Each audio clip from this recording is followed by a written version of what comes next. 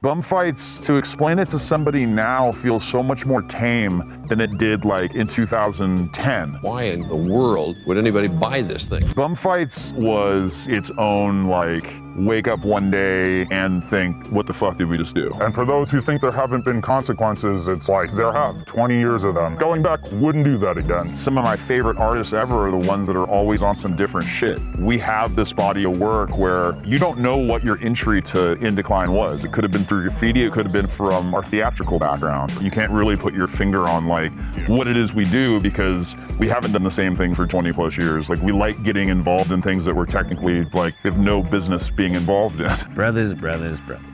Got a question for you guys. Where exactly is the line between exploitation and documentation? It's a question that I've pondered for quite some time as a journalist, yet haven't really reached a definitive answer on. Is it ethical to film somebody in an extremely vulnerable state if what you've captured delivers an important message about the historical realities of that moment? It seems to be a question that each prominent documentary filmmaker has a different answer to. I've generally followed the motto, shoot most things and then make the decision in post-production on whether or not to publish it to the world. But the first time I can recall actually withholding footage forever was back in 2018 when a teenager freely confessed to an accidental homicide in Louisiana. And then a year later in 2019 when I stumbled upon an illegal, full nude Down syndrome strip club in Alabama, wherein the stripper poles were installed in the beds of pickup trucks that were gathered in a circle and the cash tips were going to the parents of the dancers. In an ideal world, I would have called the sheriff, but the sheriff was there drinking a beer. There's also been other situations where I declined to interview somebody for ethical reasons. Most recently, 2 weeks ago, actually about 3 weeks ago now, but I made contact with an escaped New Orleans jail inmate named Antoine Massey, who's since been captured. He hit me up on Instagram about doing an in-person interview about the conditions inside jail that made him want to escape,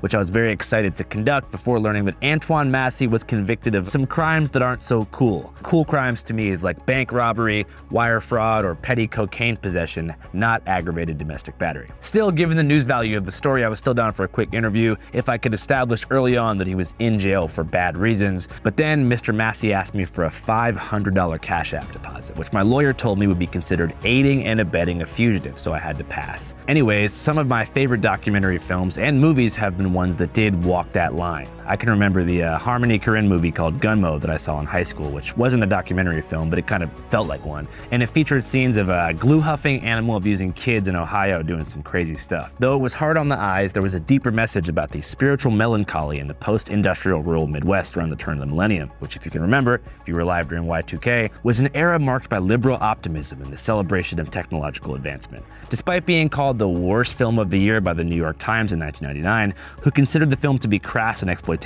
Korine defended Gunmo, explaining that he was merely acting as a passive voyeur in an existent reality, who happened to press record in a typical environment that's outside the confines of polite society. However, there have been other celebrated controversial documentary films where the director went beyond the role of a voyeur and actually imposed his will on the primary subject of the film to make a point. One of those was The Act of Killing, directed by Joshua Oppenheimer, released in 2012. The film, if you haven't seen it, follows a man named Anwar Congo, who is the leader of a US-backed anti-communist death squad that perpetrated the Indonesian mass killings of 1965, which killed up to 100,000 people. In the third act of the film, Oppenheimer helps to organize a theatrical reenactment of these exact massacres, wherein Congo must play a victim of the massacres in one of the scenes, which caused him to undergo a panic attack and temporarily come to terms with the harm that he'd caused. Though ultimately Congo did snap back into denialism and bravado. Now, in facilitating this transformative theatrical moment, Oppenheimer stepped beyond the role of a passive documentarian to create plot structure, and he was really heralded as a genius for doing that, and I kind of agree. I think it's an amazing film. But today, we're not going to be talking about Harmony Korine or Joshua Oppenheimer. We're going to be talking about a film that received really only controversy without much props outside the skateboard and graffiti worlds, despite being the highest sold underground DVD of 2002, selling over 250,000 copies. That film was called Bumfights Volume 1, A Cause for Concern. It was created and distributed by 4 then high school students from La Mesa, California and Las Vegas, who took inspiration from the wild internet of the late 90s and early 2000s in the wake of Gummo and Jackass success, when America's countercultural youth was in a sociopathic arms race to make the craziest content possible. Bumfights, as the name implies, featured videos of bums fighting, and mostly revolved around the life and times of Donnie and Rufus, 2 homeless individuals known to La Mesa, California high school kids as the local stunt bums, far before the camera started rolling. For reference, Donnie and Rufus were hardened local alcoholics who'd become micro-celebrities in the area for a proposition they'd often make to teenagers. Give us beer and we'll do any stunt you'd like in return, whether it be running into milk crates, getting inside of shopping carts and running into walls, pulling teeth out, and beyond. So a group of kids decided to film them and pay extra beer and extra money for crazier and crazier stunts. Those youths were Ryan McPherson, Daniel Tanner, Zachary Bubeck, and Michael Slyman, who put together Bumfights to show other kids in the area, adding a cause for concern to the end of the title to emphasize the fact that they believed that what they put together was a mirror of street life that reflected the uncomfortable realities and how far some people will go to feed their addictions. The problem was, Ryan and the guys were the ones paying for it. Needless to say, Bumfights traveled from La Mesa across the entire planet at a rate in which the videographers couldn't imagine, resulting in widespread condemnation for obvious reasons, lawsuits, and even the arrest of the directors for illegal prize fighting. In far over their heads, Ryan, then not even 20 years old, sold the rights away for all future sequels and stepped away from Bumfights for good, to focus on an independent artistic venture called Indecline, which today has evolved into one of the most radical and, you guessed it, controversial art collectives in the country. They've installed life-sized, butt-naked, nude statues of Trump across the country, painted giant anti-war murals on military training grounds, hijacked dozens upon dozens of billboards, usually with anti-consumerist messaging, and even installed the largest piece of illegal graffiti in US history out in the Mojave Desert. So essentially, they're still inciting chaos, but in a controlled, direct manner, not involving the homeless. Anyways, these guys have had quite the storied career, from teenage infamy to an adulthood and radical art activism. And what you're about to watch or hear, if you're on Spotify or Apple Music, is one of their first candid interviews ever, which we filmed in a warehouse outside Las Vegas. If you're a first-time viewer, my name is Andrew Callaghan, and this is our new long-form show called Fivecast, which is kind of a podcast type of deal that's a bit of a departure from our typical punchy style of infield content. For me, this new show has been a bit of a breath of fresh air, and I hope you guys like it. Anyways, here it is, an exclusive interview with two of Indecline's founding members who, for their own safety, would like to remain anonymous. All right, we straight? All right, action. We're currently here in Las Vegas. It's about 98 degrees. Is this a typical day in town? Yeah, I'd say this is probably pretty typical, you know, just uncomfortable enough to be just absolutely unbearable and inspiring. So before we get into the arts, career, and trajectory, let's talk about Las Vegas proper itself. You guys are de facto artistic representatives of Clark County and Las Vegas. What is one thing you want people to understand about this place that they might not be aware of? Well, it's like a big, like suburban kind of sprawl with like a really grimy center. Yeah. Kind of grimy, chewy center that they're doing a lot to try to rehabilitate, but it kind of gives you a place to go get into trouble, you know, and then a reason to like have that angst at the world. If you grew up here too, like this isn't like growing up in a lot of parts of the country. Like summers in Las Vegas, when you're out of school, you're dealing with 116-degree heat. You're not going to a beach, you're not skateboarding, you're not like, you have to get creative. And there's, you know, no matter what you do, no matter how much water you drink, like the heat does something to you. Coming here and meeting all the different people that like grew up here properly, like you definitely see that little edge, you know, to the people that have put in enough summers in Las Vegas. Like they're a special kind of activated for sure. So when you guys first moved here, was there a sprawling suburbia like Henderson and stuff, or was it more compact? Yeah. That was all there. It's just always been an expanding. The best way to describe it was every time I would fly to Las Vegas from anywhere, it seemed like you would reach it sooner. Like there was this one point in time, you get coming at night and it would just be this little illuminated dot in the middle of nothing. And then you just kept hitting it sooner and sooner. And it would just be all the, the Summerlins and the Green Valleys and all that. So they've just expanded and, now most people say they live in Las Vegas, but they're 50 minutes from the Strip. But do you think it's the consumerist nature of the city itself that's made it a ripe target for the kind of work y'all do? Yeah, well, you got to think it's a city built by the mob. So they came out here, and then when the giant corporations took it over, they sanitized it, but it's more or less the same ethos. Like it's one of the few cities in the world where people jump off those casinos all the time. A person is dead after jumping from the South Point parking garage. That is not like an urban myth either. You talk to anybody who works in them, and it's like, we had one time a play that we eventually made. Mm-hmm. The whole genesis of the idea is that someone was sitting in the office and they had a dude standing on top of a casino ready to jump, and it was just like the standoff. This is like capitalism on steroids out here. They just produce an amount of wealth that's hard to imagine, like Tesla wealth, and it's all off this illusion that consumption can fix everything, that you're always one, hot streak away from this lifestyle that's unsustainable, the comped rooms, all the big wins, it's like the hooker girlfriend on the weekend. It's like, it really is America at its best and worst, however you want to take that. And one of my first recollections of Las Vegas was the tunnels. It was within the first week of ever coming here as an adult, I went down there on a tour with Aware, and he was painting, and I experienced that and experienced what it was like to stand however many, meters underneath, multi-billion-dollar casinos as these people are shooting drugs and, living in sewers. To sort of get Indecline off the ground here, this city really it creates the kind of work and statements that's it's perfect for an Indecline. So it gives you a lot to work with. Absolutely. There's a billboard up that is sure to make people look twice. It says, "Shoot a kid." 2 mannequins hanging from nooses on billboards. So backing all the way up, what is Indecline and what's the kind of ethos and mission? We're technically, for some kind of terminology, an artist collective. It's pretty organic. There's not a sign-up sheet. We're not like the Shriners or, like the Oddfellows or anything, but we work together on all sorts of different projects. People kind of come in and out based on the project because everybody has different talents. And one of the important things, since we're more message-based than we are personality-based, is that we try to work with whoever's gonna make the idea come to life. The name, Indecline, kind of gives you some idea of what it's about. We certainly came from harder edged kind of out of the 90s and this gummo sensibility, but it's the idea that a lot of the things, when you look at the political situation today, everybody would tell you politics are pretty fucked. But in the late 90s to the early 2000s, this is peak neoliberalism. Everybody thought America was, Wonder Bread and fucking, Monopoly and McDonald's. And it was pretty widely viewed by the citizens here as a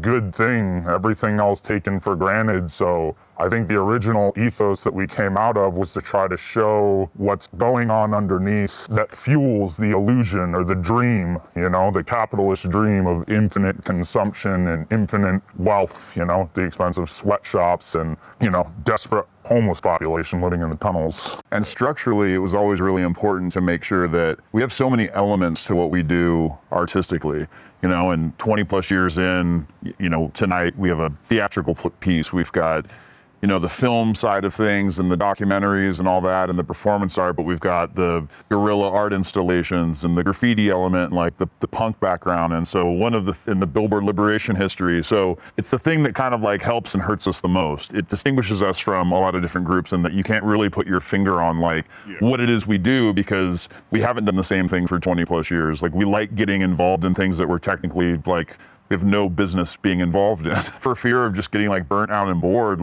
The point of activism is to have fun. Contrary to popular belief, if you're going to engage in this kind of stuff, you need to have fun. It needs to serve a therapeutic purpose as much as it serves a public service purpose. What do you think's the most fun you've ever had doing a spot or doing an installation? Speaking for myself, it's really the quiet moments in the midst of the chaos that I really revel in. So it's being in between a billboard at 4 a.m. in the deep south with 2 of your best friends. Yeah, you just feel invincible up there. The lights are killed. Yeah, you got your little, in the car, you've got your post-job cookie, your little treat that you're gonna get for yourself. There's just been so many of those moments where you can just take a second and be we're 100 feet up in the air right now in Arkansas. And in 2 hours, the sun is going to come up, and this city's going to lose its fucking mind. And what did that particular billboard say? It was discovered why Jesus created anal, and there was a hand holding the Bible, and we added shit to the fingers. We changed Holy Bible to Holy Shit. And it was just probably of all of our work, the most South Park, just fart and dick joke thing. But it was just you got to throw those in every once in a while. Yeah. And sure enough, the next morning, cops were stopping cars on the road. It was meltdown. And is this near Little Rock you did this, or is this Bumfuck Central? That was a rural one. It's funny because you trade one thing for the other. When you're in Los Angeles doing billboards, when you're in New York doing billboards, you're looking out for the cops. You're looking out for people. There's billions of surveillance cameras. When you're in the Deep South doing billboards, you're looking out for the pickup truck. There's really no cops. Surveillance is, it's going to be dogs and the random truck that pulls up. So it's good old boys seeking retribution against the liberals. Yeah, but but the benefit and the leg up you have in the South is that if you're in Los Angeles and you look up and you see someone on the billboard, think of the graffiti towers. Like, most people know, all right, it's 3 a.m, there's guys on billboards, they're probably tagging it. Yeah. Like, you could do a billboard at 5:30 in the afternoon, provided you're not writing anal on it in broad daylight. But there's an argument to be made, and we ultimately started doing them at 8 o'clock at night, you know, which was surreal to like go home and get a good night's rest and not be doing it leading up to the sunrise, because there was this whole, okay, well, we got to do it as close to sunrise as possible so it's running when the sun comes up so the press can come and they can get it and people can see it. Yeah. If you do it too early, someone's going to see it, it's going to be down in the middle of the night, it's like it never happened. So there's midnight buff crews in some of these states. Oh, absolutely. I mean, if you're doing something off Melrose, you know, it's like there's enough ambient light, you can turn the billboard lights off, but like somebody's going to see it. And if the message is like crazy enough, they're going to know that it's not some like wacky dispensary writing something, you know what I mean? They're like, hey, that's probably some sort of like paid street art marketing campaign. Totally. Right. Which, you know, like it's just, you could write a whole book on it, like all the pros and cons, because like to that point in LA, you could write something pretty outlandish and people could be like, well, of course it says Trump's a cunt on the billboard. Right. Like it's probably a CrossFit gym. And there's corporations that do take on guerrilla marketing campaign tactics. Absolutely. Yeah. And then it's fun to like take them on. Yeah. You know what I mean? Like we were doing Coachella ones because they try to be all clever. So it's like you go fuck with those ones too. So. Yeah, it's like the third dimension. Yeah, exactly. You're trolling the appropriators. There you go. Yeah. For you, what do you think's the spot that you've been the most stoked on, or the project that gave you the most gratification? It's tough because it's kind of like him. The points that like I enjoy the most are usually when we're hiding, because those are the moments that you'll stop and it's like you get a lot of adrenaline, and especially if you're hiding for a while, it can be boring. It's like hopping trains. You're on there for a long time. It takes a lot of time. And you'll like look up and you'll be like, wow, it's a pretty night out, you know? Yeah, and so it's those sort of solemn moments where you're like, your heart is pumping. Yeah. A better question is like, as far as feedback goes, what's an example where you feel like the message really hit home in the way that you intended? I mean, I got a kick out of when we did the thing with Wildman shaking his hand afterwards, you know, because you just sat there for an hour and this dude is just like ripping the most foul shit out, like really going to town. And at the end, you just get to shake his hand and be like, it's really nice to meet you, man. I hope you appreciate what we do. The mural, don't let me forget before I leave, if it's not raining, I want to go up there, if that's cool, and get some pictures so we can... Okay. But you're still okay with us coming back and touching that up? Yeah, it's okay. You do anything you want to do. I'm glad to have you. Okay. I'm always glad to meet an enterprising entrepreneur. Don't say we can do anything. We'll put a bunch of Smurfs up there. We'll put a bunch of Antifa Smurfs up there. Thank you very much. And it's like, it's all straight face because it's like, it's a hustle.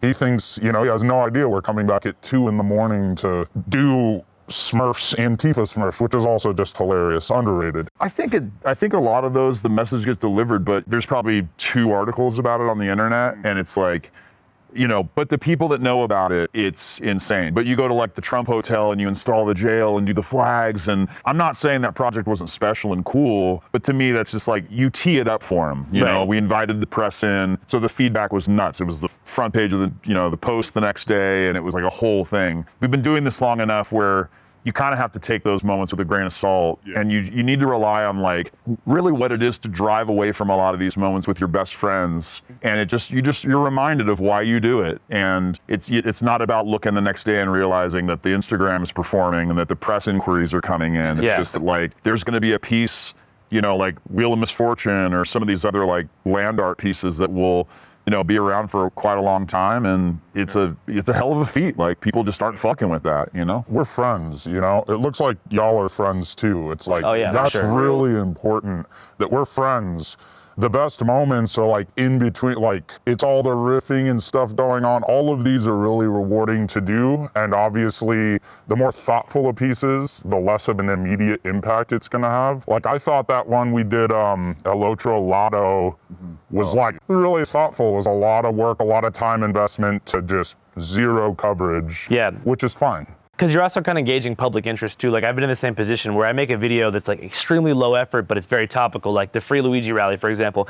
I go there, I interview maybe 15 people in Washington Square Park who were there to advocate for Luigi's freedom, or, you know, at least raise concerns about the health insurance claim denial system, right? I said Luigi been a dog since he put his Pampers on. Vagabonds ran out the mouth like a marathon. That gets like 3 million views in one day. Took me no time. I can spend a year on a documentary about an endangered language or something that isn't like at the center of public discussion, and it will have a harder time gaining traction. But you know what? It's going to be well into your career that those pieces start to rear their head, and there will be so much value to those. Trust me, because we're starting to see that. You know, like we had our big art retrospective at Super Chief last fall. Yeah, Channel 5 and Indecline collaboration, by the way. That's true, first time. And it was like, it was when I started to realize, like, oh, you know, people haven't really fucked with Elo Trolato or some of these projects until now. And when I was talking to people, or Bill and some of the gallery folk, like, you started to realize, like, yeah, everyone knows about the Naked Trump shit, you know, like they've known about that. So that's worn off. It's what else has this group done? And it's a part of the discovery process for me. When I'm first introduced to a band or a filmmaker or like an author, I love doing the deep dive. I love seeing what they're a part of. And that's some of my favorite artists ever are the ones that are always on some different shit, you know? And so I like that we have this body of work where you don't know what your entry to Indecline was. It could have been through graffiti, it could have been from our theatrical background. But at some point you're gonna like start to hit all those little things and be like, damn, I didn't even know y'all like rappelled off buildings and did this or whatever. And the cultural zeitgeist. And I feel like y'all have witnessed the transformation of the kind of cannibalistic PC culture and tearing down people upon lines of what could be deemed offensive. I feel like you guys have successfully rode that wave throughout 2 different decades. Yeah, well, not without controversy. You know what I mean? Like, we always talk about this. We talk about, like, you know, Eminem and some of the things that was like, that were blasting out of our bedrooms as kids. Totally normal. Like, parents weren't batting an eye. The Lollapalooza, you know, frickin' Fred Durst era. Just like how much intensity there was then. And then, yeah, like it seemed like we all blinked and something happened. I think the reality of a lot of like the fascist undercurrents that were being discussed got super real, and there was kind of this idea of like, all right guys, no time for jokes, no time for games, like we need to be very serious and very presentable. And I think the fence sitters like the neoliberals that today are condemning the ICE riots had a lot of headway between 2017 and 2020. Here's the thing, is that there's like kind of 2 parties. There's like neoliberalism, which is everything up until now. And then there's like at least this proto attempt at like whatever, you know, if there's like the history repeats as a comedy or as a tragedy and then as a comedy, we're kind of in comedy fascism mode. But neoliberalism pretty much since like the 70s, it's like the 2 parties, I've heard you talk a lot about this and it's something I feel really profoundly, they actually want the same things. Republicans make a tax cut, Democrats extend it. Republicans increase policing, Democrats follow right behind and try to do the same thing. Republicans attack education, Democrats become right behind them and try to like rename the program but keep it basically intact. The project of neoliberalism has been a one-party system for a very long time. They're trying to attack education while they increase the surveillance state. And so I think that like there's this inability on the left to confront because the left is a little bit more divided in how it shares power. There is a lot of like identity positioning on the left. And so even in Europe, you see it more literally. There's these coalition governments where several parties will have to get together. But the way that the left disperses power, they're usually signing up for a lot of stuff they don't want to do. And they get very, very absorbed in like the ideology of what they're doing more than the practicality. And it goes into like, it's a lot of white collar, it's a lot of like middle class, a lot more education in the party.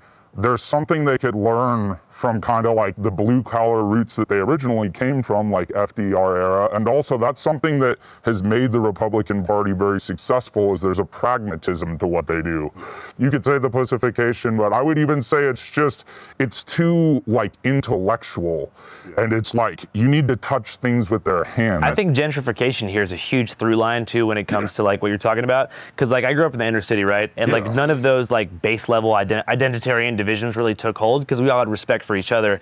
If you look now, what seem to be the most progressive leftist neighborhoods in the country are also the front lines of gentrification. If you go to Bed-Stuy in New York, you will see more flags for leftist causes than anywhere else in the country. Happens to also be the front lines of the class war. So I think there's some kind of like reverse white flight guilt complex that's creating like a corrosive, cannibalistic, self-destructive mechanism here. I could be crazy, but it does seem that way. A lot of it's just branding too, you know, whether it's conscious or subconscious. I feel like some of these things just like follow suit as they need to, and some of it's posturing, and you know, and then some of it is guilt. Yeah, it's definitely like ever apparent in any of those cities. Yeah, you go, especially over in like Brooklyn and stuff. Yeah, and y'all never cave to any of that sort of thing, and you guys have stayed consistent for quite a long time. I think like there's not enough time for it. You know, we haven't even worked hard at.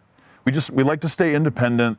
I have a firm belief that people can contribute in a myriad of ways to these causes. Some people do it with their wallets. Some people go out like we did and get tear gassed. Right. That's not really like my go-to personally. Yeah. I'll fuck with it from time to time, you know, but like I know what my strengths are. Same with him. Like, so we try to stay in our lane. It's like just one big game of tug of war, you know, and I always just tell people, just get your fucking hands on the rope. That's all that matters. If you want to get a puffy paint sign and stand in front of Hobby Lobby, whatever. Like, we shouldn't be sitting here and like criticizing. So there's no bad protest, right? I don't think there's any bad. Don't hurt anybody, you know? I mean, but like, at the end of the day, like, just get out there and do something, because the apathy is what kills us. Yeah. You guys have mentioned two different undercurrents that kind of occurred around the same time. You mentioned surveillance and then also corporatization. So surveillance, 9/11 is definitely the start point of that. I think corporatization, like you were mentioning, is like the post-Reagan, late 90s. I wasn't really around then. Can you guys speak to the difference in that timeline? Well, it's the entirety of what we do is like culture jamming. So here's another weird wrinkle. In the 2000s, the big thing on the left was like the protest globalization. And then, WTO. Yeah, exactly. That's like how it started. Like, I remember being young and like being at protests like that and working with like Food Not Bombs, because that was one that was around. It's become kind of like co-opted by these huge corporations, and these huge corporations are almost out of this phase of capitalism into this weird vector economy, where it's not like we're buying stuff. The dream isn't the TV dream anymore. It's not The Simpsons, buy the house, buy the car, buy all the things. It's like we are literally selling our engagement online. We're selling our personality and getting fed with, I thought money was a silly construct, but it's like a little heart on a screen is getting crazy, and that's where people's whole definition comes. That's why there's a lot of the like clicktivism and stuff now, because you get more reward and it's a much stronger drug. You know, it's like to get that immediate endorphin rush when you post something and 20 people hit you up because everybody's living in your same bubble. There's something to that, in that like information is passed. Sometimes it's passed in that kind of way that would be going to like the virality or even the meme. You know, that's Richard Dawkins back in the 70s writing about it. Yeah. But at the same time, it's like some things that we do, just like getting your hands in it. It's like, there's two things every kid should be forced to do, you know? I would say the third thing is maybe some type of psychedelic, but I don't actually think that's good for everybody. Infant microdose, not enough. Yeah, but a microdose, but like the Rainbow Family. Every kid should go to a protest and get tear gassed once. Okay. Just to know like how fragile all this is, this world we live in, you know? And to know that like what it feels like to be on the edge in that fear, because that's what tear gas does, is it puts the fear in you your first time. To know what it would feel like to lose that. And every, you know, kid should have to go out and work a soup line and just see how human the people are, because we live in a first world country, the wealthiest nation on earth, that in any major cities has pockets of a third world country. And we wake up every day, and on the left especially, we're so certain about what's right and wrong. And yet the phone in your pocket has rare metals that come from a mine. You buy a new one every year, the amount of suffering that comes out of that. So many different things that we do every day just have faceless, distant suffering. Doesn't mean we should like sit here, like I'm not into the guilt complex. We're into self-awareness and interrupting the kind of auto feed of just doing whatever's in front of you. Right. The instant endorphins, the clicks. That's what culture jamming's about. Totally. That's what consciousness is about. Yeah. Who were the foundational members of Indecline?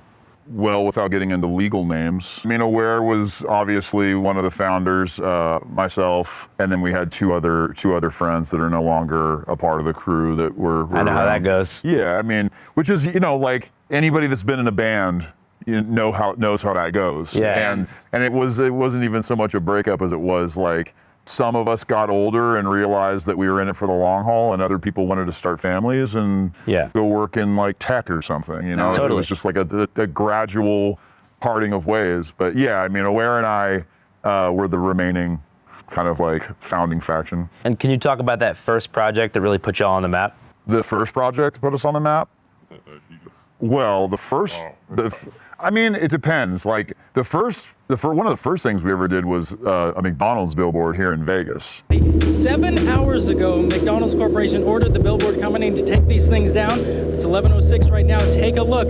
This billboard up here says Sausage McMuffin with E. coli, not egg, and this is not the only one in town. The signs are altered so well that you may not even notice when you drive by. We pay attention to the signs. I mean, I see McDonald's, that's it. I don't read what they say. Which was national news coverage. But it wasn't long after that Bumfights came out. And that was its own, like, wake up one day and think, what the fuck did we just do? One of the many misconceptions about it is that it had been, most of the content in that was filmed in the years, you know, when we were 15, 16, 17 years old, and then sort of compiled later as a part of this bigger video.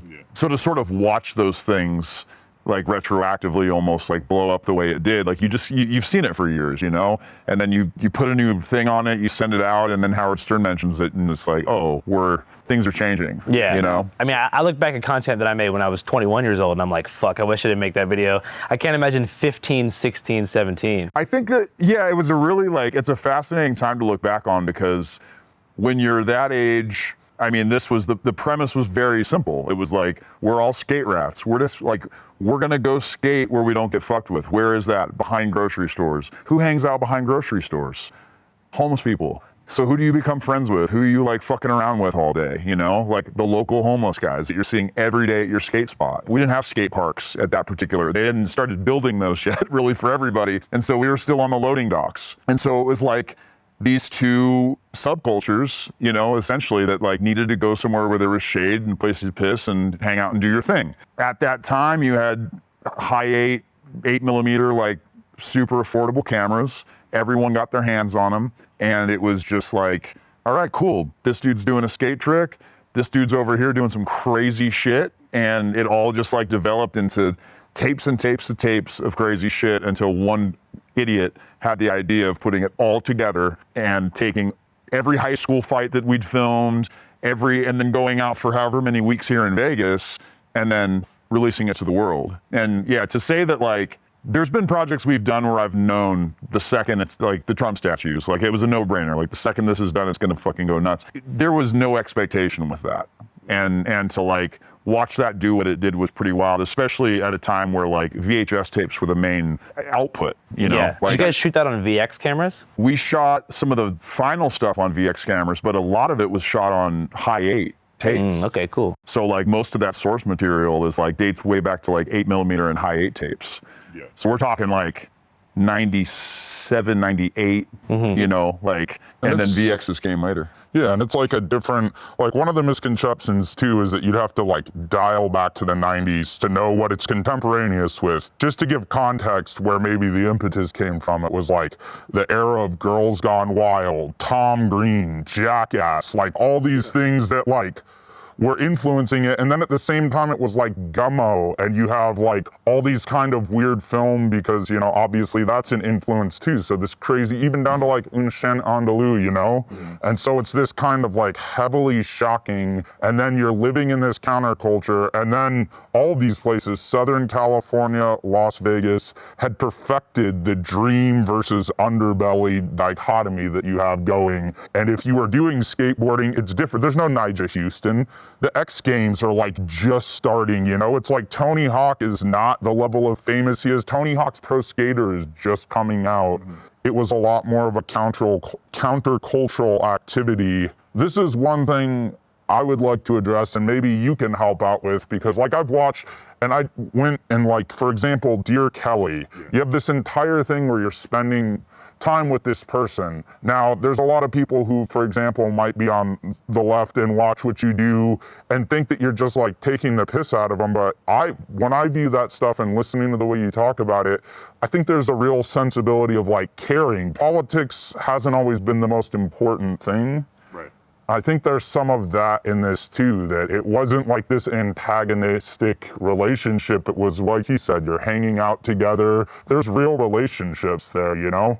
Would even go to say friendships with a lot of the people. Oh, absolutely. Yeah, I mean, I remember sitting in court playing tapes from multiple years worth of Thanksgivings and Christmases and explaining to like the prosecutor, like, there's a reason this isn't in the video. Yeah. There's a reason that one of the main pieces of evidence that we introduced that got us out of a lot of trouble was the raw footage of Aware and I breaking up a fight. And you could audibly hear us saying, stop, stop. And we played that in court and the judge was like, what's the problem? And we just we're like, we're not gonna put that, like, we weren't interested in doing a fucking documentary at 16 years old. Yeah. You know, and flash forward to being like 18, 19, like we were growing up watching, like, I mean, Gummo couldn't have been more influential. Like, so for us, it's like, this is our Gummo. Like, let's make something that, sure, we'll call it a cause for concern. That's the Indecline part of it. That's the, like, if you look at that subtitle, that's that little, like, we're making a statement, but really it's gonna be 50 minutes of what the fuck, man? Like, this is it. And we followed up with It's Worse Than You Think,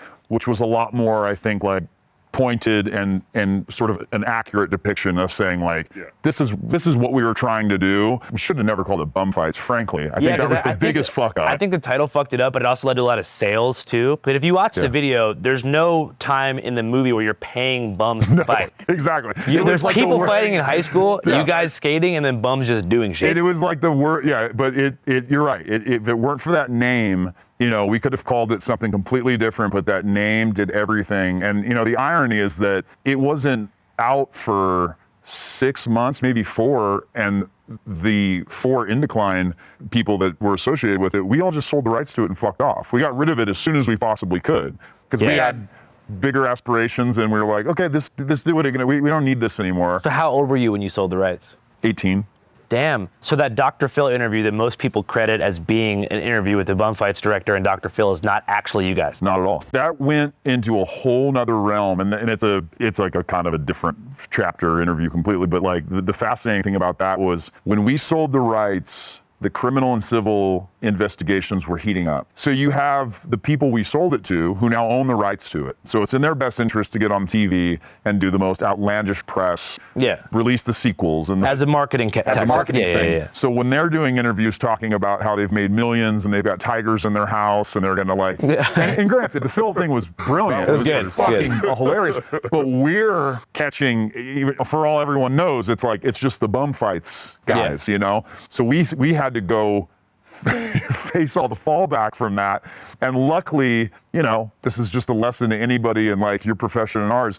Don't hit stop. Like, let that camera roll, because it could be the difference, especially this day and age, between a long prison sentence and a judge saying, what's the problem here? These kids can go free. You know, if it weren't for us just like always rolling camera, we wouldn't have hours of that like supplemental footage to go, listen, there's nothing to market here, but you need to understand, like he said, these are people we care about. Yeah. You're dealing with 2 different things, like most situations. There's another side to this. And like, yeah, I know the easy story here is that like punk skate kids like went and did this thing, but in reality, there is a difference between handing someone $5 in anticipation that they're gonna do something to hurt themselves and spending a day documenting their life, which is going to involve drinking. It's going to involve extracting a tooth possibly, with or without you there with the camera. Anyone that's been around this knows that. And handing someone that $5 at the end of the day and being like, grab Taco Bell, man, have a good night, we'll see you in you know, whatever. Yeah. And that's just such a fine line for people. And for us, it was another Tuesday night. Yeah, there's a very special bond between, I think, like teenage delinquents. Like I grew up in Seattle, which is also kind of a lords and peasants style thing where you have massive glass condominiums and expensive luxury homes, and then you look under a bridge and there's thousands of homeless people doing their thing. Totally. There's a special union between kids who want to skate, drink, smoke, kick it, and local homeless people. Absolutely. Because you can't go to bars, you can't be in the streets because your parents might find you or you could have trouble with the cops. So you become really close friends with the local homeless population. You really do. And I remember like every bum that lived near my mom's spot was like my homeboy. Yeah, well, they look out for you and you look out for them. You know, my particular case, it felt like South Park in the sense that there was like, oh, these are the 2 dudes. Yeah. You know what I mean? Like, it wasn't like Vegas where there was hundreds of homeless people. I mean, there was just like, there was 2 guys that everybody in the community knew. And where was the first scenes filmed? Well, both places. So Where was out here, and then other scenes were filmed in San Diego area. What were the name of those two dudes? Rufus and Donnie. And those are the most famous guys. Yeah, I mean, and Rufus was introduced to us from, I mean, this was like back when we were a lot younger, but it was like the older kids, these older like college kids saying, you know, there's a homeless guy that's like a stunt bum, right? And just putting us on to a guy that like did crazy shit. And like what 15-year-old, 16-year-old kid isn't gonna like go visit Rufus and be like, what the fuck are we, you know, he's like, oh yeah, this is my deal. So I just wanna, a couple of things too, just while we're talking about it to give people some peace of mind. We wouldn't do that as like much older people today because that's part of being like 15, 16, 17. Like there's no version of today that happens without that. It's so formative in who we are to this day. The anonymity isn't just about like protecting ourselves, but it's also a thing you learn seeing. Like that was one of the first viral things. That was one of the first cancellations. Why in the world would anybody buy this thing? It's like there's a lot of stuff that we didn't have the lexicon, the vocabulary for today, and living it was good for our future in helping us to be focused on what we want to do. 20 years later, you know, there's going to be people who are going to be convinced that we're absolutely awful human beings for that, and completely understand that. That's everybody's right. No one agrees on everything. We like to think that 20 years of work has shown where our intentions lie, but also understand that everybody's entitled to an opinion. And also, just while we're on it, like, and for those who think there haven't been consequences, it's like there have 20 years of them. It's like down to like, it affects your professional life, even your dating life. It's like, it's a huge thing that we have like, and will continue to pay, and also just like, aren't even complaining because like, we've reached a moment where we do things that we believe in. Anybody who's trying to do art that's gonna push the edge of culture or be there is going to fuck up at times. We're not perfect people. Some friends of ours said, heroes are human, you know? And sometimes humans are trash. And it's like, even with our best intentions, we even make mistakes that would be the first. There's projects we've done, and I'm sure that you've done that, going back, wouldn't do that again, you know? Yeah, I used to feel bad. I used to like, you know, my earlier style was kind of ambush oriented when I first started, because that was the easiest way to make a name for yourself. Is like, I wasn't trying to make people look stupid, but I felt bad because I would present as like a friend to somebody, but deep down I like deeply disagree with them and like wanted to lampoon them in some capacity. I was 21, not 16, but I look back and think, man, I wish I would have like kept it more real, and at least even just told them, hey, I'm trying to make a funny documentary. I'm not asking for your serious opinion about the flat earth. You might not be sitting here though if you did that. And that's the thing about like kickstarting a career when you're young is, you know, we jumped headfirst into this. We bypassed all formal training. We bypassed all the necessary education. We became, you know, sociologists and documentarians and all of these things at a young age just because it was fascinating. One of our first projects was like, on one hand, a massive thing, but also like life-altering. Totally. And so I wouldn't change it for the world because I mean, it's why I'm sitting here, and it's also been fun to like, you get further enough beyond it, and I almost disagree with what he was saying about like how 20 years from now, like I think 20 years from now, I don't know that it will become any worse than it was like when we were talking about, you know, like the post, you know, the pussification era.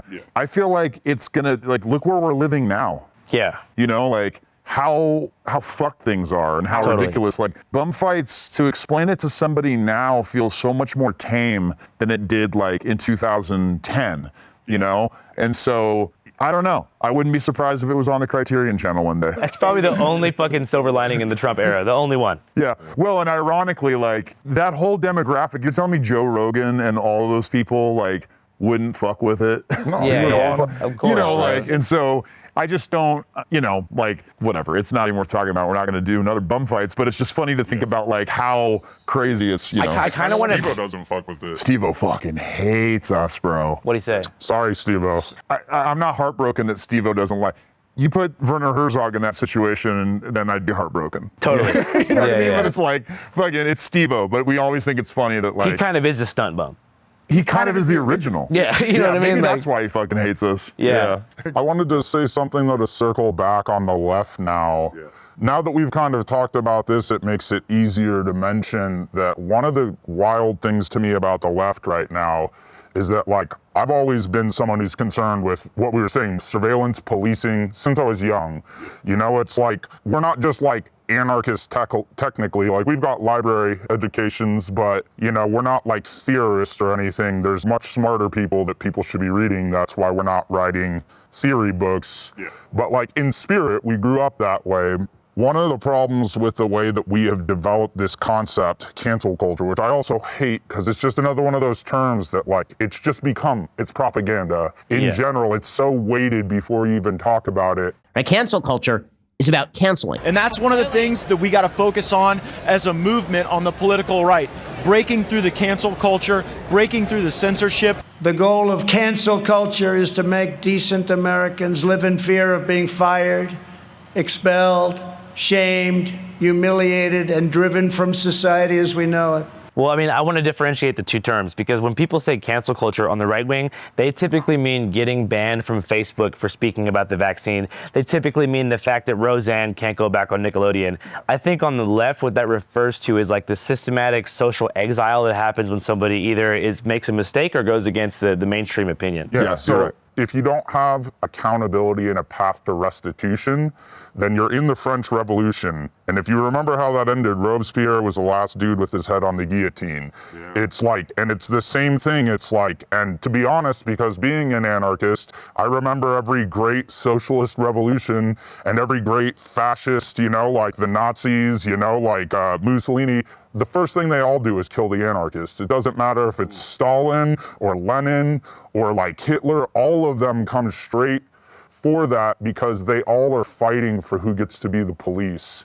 I think the better thing is to encourage people to live in a world where we can have open lines of communication with each other that encourage people to give up maybe ignorant ideas and to grow together. You know, it's like, that's something you talk about in Dear Kelly and a lot of your projects, you know, in the tunnels, is the idea of wanting to help people. And I don't think we've ever lost that either. Yeah. It's like post the entire debacle with the origins of Indecline, I'll still go do soup lines and we're still involved with helping like people in unhoused spaces. Don't like the term unhoused because I do feel they're being deprived. Houses exist, so they're being deprived of the houses they could be living in by exorbitant wealth. It's not like especially we're getting around to solving the problem. It shows that anyway. But it's like, but the whole idea is that like the people I'd like the least, you know, the people whose ideas I disagree with the most strongly, I would pick any one of them over a system. Anarchism is just believing in people over the constructs they invent.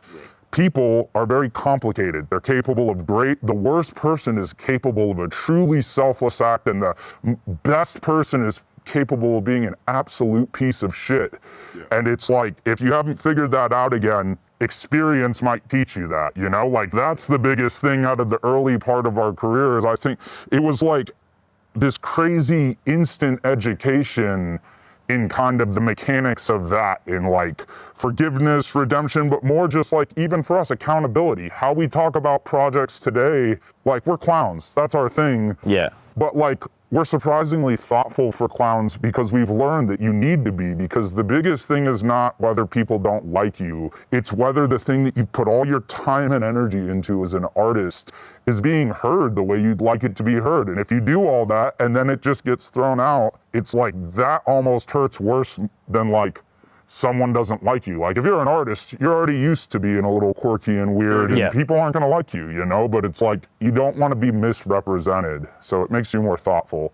I hope that's something even for you, you know, it's like, I've been watching and I'm super impressed. It's like, you've been incredibly thoughtful, and I think it's why you found such a good path towards integration, is that it's hard to argue with the message of what you're doing. It's like, people are people. Yo, what's up, everybody? While activists like Indecline are fighting the good fight against fascism, the powers that be are protecting each other around the world. Earlier this year, Bolsonaro, the ultra-right-wing former president of Brazil, was put on trial for attempting to overturn the 2022 election that ousted him from power. This week, Donald Trump announced a retaliatory 50% tariff on Brazil for their treatment of Bolsonaro, calling it an international disgrace and a witch hunt. As we know, in this hectic world, Different outlets push different agendas, shaping the story to fit their own narratives, which is why independent reporting matters, and we here at Channel 5 are 100% committed to bringing y'all raw, unfiltered coverage straight from the streets. But before we hit the streets, we get informed. Using what, you might ask? Ground News. Ground News is a dope-ass news aggregate that lets you see exactly how different media outlets, left, right, and center, are covering the same story as it unfolds. Here, as you can see, using the Ground News bias distribution tool, the left and the right are covering Trump's tariff on Brazil quite differently. The left-leaning MSNBC headline reads, 50% Brazil tariffs are an erratic and chaotic approach, while the right-wing Breitbart headline reads, Trump imposes 50% tariff on Brazil over witch hunt against Jair Bolsonaro. Not too hard to spot the bias there, right? Ground News. Another thing I love about Ground News is how it helps you figure out what's genuinely newsworthy by showing you how many sources are covering a story.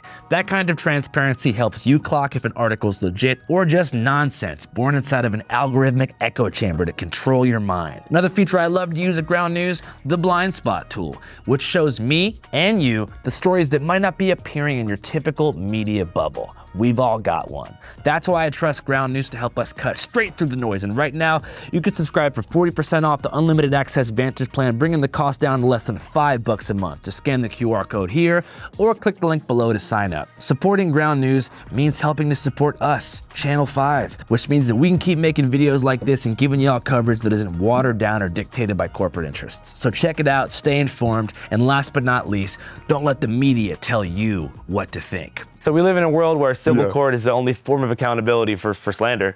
Yeah. And unfortunately, I don't know if that's a good thing or bad thing, but it's interesting that anyone can say anything about anyone. And if there's a problem, the problem isn't what celebrities do. It's like, who gives a fuck about Kanye or Beyonce? It's like, there's real people in your lives you could be like helping out, you know? It's like, what's important is the idea that celebrity exists is something so fucked and out of kilter in our culture. It's horrible. The idea, it's like we're still their religions, you know? It's the harvest ritual where we just like put a person up at the pedestal so we can burn them at the end of the season and our crops come back. Yeah. And it's like, well, hence the masks. Yeah. And that's a big part of this is like, obviously there's a tactical, it's a safety precaution, but it insulates us from having a face, from having a voice, from having a spokesperson. Yeah. You know, like alternating interviews, you know, changing things up enough so that like you don't have to worry about like that representative being, you know, I mean. So when you pedestalize a single person, they become an object of scorn. Or they end up like Fred Hampton. Murdered by the CIA. Yeah. You know what I mean? Yeah. I mean, listen, I'm just saying, like, I'm happy to sit here and like do this on the verge of heat stroke with a mask on because it's like, you got it. And not to mention, we're committed to Nevada as a unit. You guys live here, but I actually have Nevada tatted on my arm. And this was done 5 years ago, so I didn't get this before the interview. Yeah, exactly. Yeah, so that would be sick if you did. That would be a flex. Wait, I want to back up though. For the real Bumfights nerds out there, was Bling Bling found in California or Nevada? He was found on the boulevard here. You're going to hear this. Oh, when we're coming, you're going to hear this. Fremont or Strip? Strip. Where? World's largest gift shop. In front of Bonanza or behind?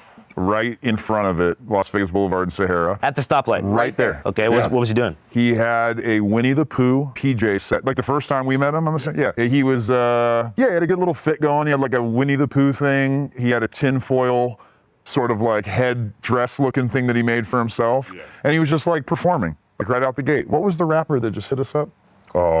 Should we say that? Yeah, fuck yeah.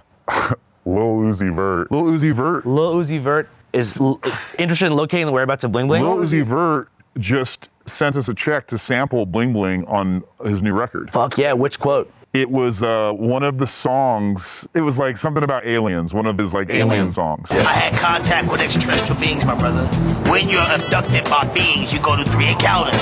Close encounters of the first kind, close encounters of the second kind, and close encounters of the third kind. And so we need to track Bling Bling down because the record came out, we talked with the label, the track got scrapped, or the intro got scrapped, but they cut us a check, and so we're trying to like find him and get him his money. I've seen a couple videos of Bling Bling, one in San Francisco in the Tenderloin, one downtown LA. Do we have any update as to his whereabouts? So the last time we heard from him, he was in San Francisco. Ironically enough, right around the corner from where we had filmed some scenes for It's Worse Than You Think. There was a halfway house there that was like a One Flew Over a Cuckoo's Nest situation. So he was there, but like he'll pop into a rehab thing, get a phone, and then, 48 hours later, he's gone. And I mean, such is our relationship with him. You get a call from jail, you get a call from a random cell phone number that he has access to for half a day.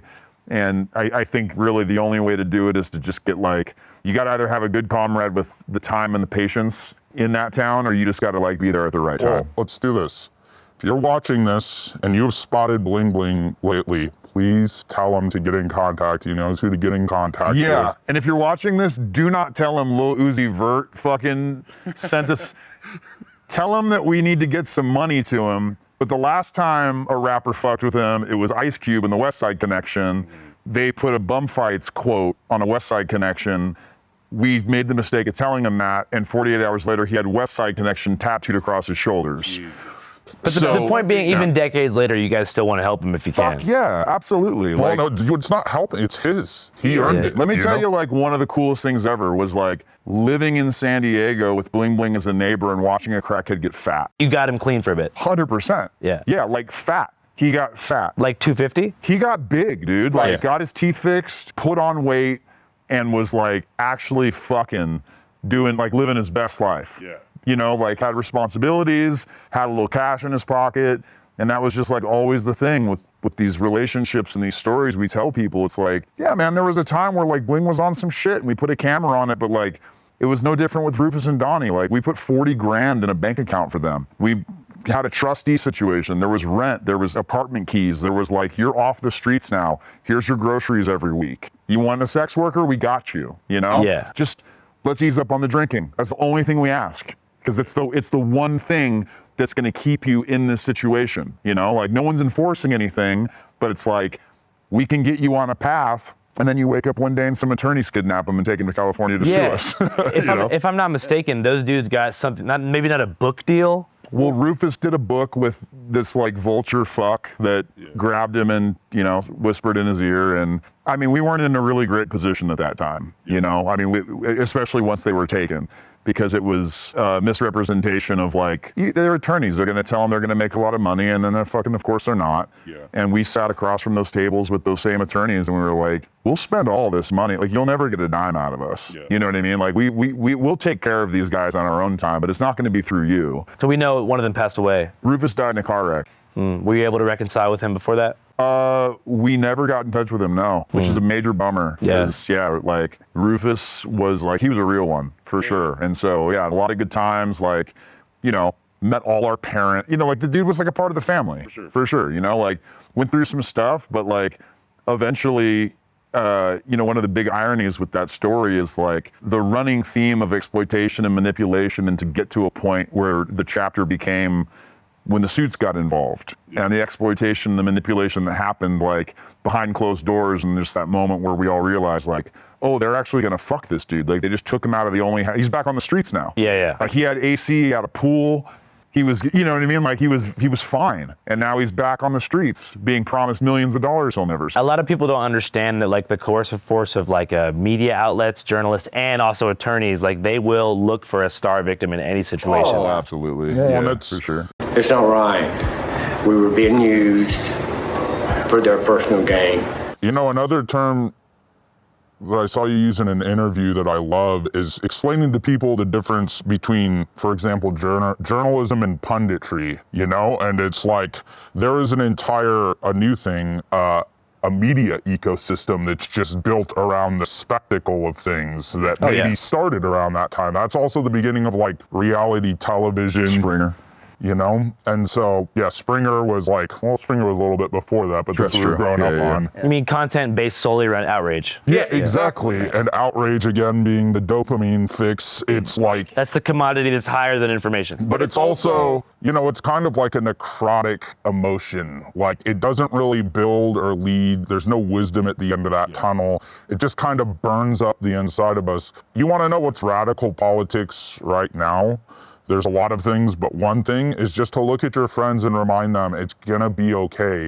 People lived through Nero, people have lived through real genocides and found like meaning in life and lived lives. People lived through Russia when they were in bread lines, you know, it's like people have done so many crazy things, and yet like the ego-driven part of every one of us believes we are the exact center of not just the universe, but history, you know? I don't give a shit about Trump, Biden, any of them. We only talk about him so much because he likes to talk about him. That's the joke of it. He's the reality television president. You know, most of them were doing this neoliberalism thing, and then it became the cult of personality.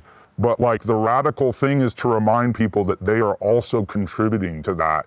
And take our licks for that because we did the statues and all that. It was a joke, but like, sure. Yeah. At some point, it's just like, if that's all you can talk about, if that's your entire personality as being against the guy, then he already beat you. You know, it's like if you can't come up with any positive construction for the world you want to oppose it, and all you can say is not that guy. That guy's the worst. It's like in general too. Like if you can't, you have to be able to speak about what are you for. Yeah. Yeah. It's very easy to talk about what you're against. Yeah. You know, like talk to any straight edge vegan. They're the most negative fucking people.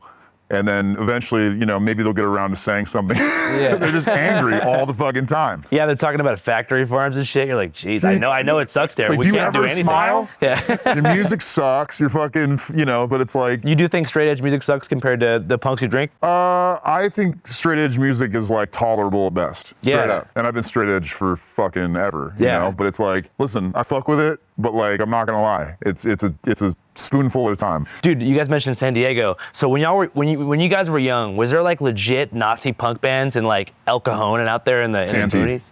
And Santee. Clan T.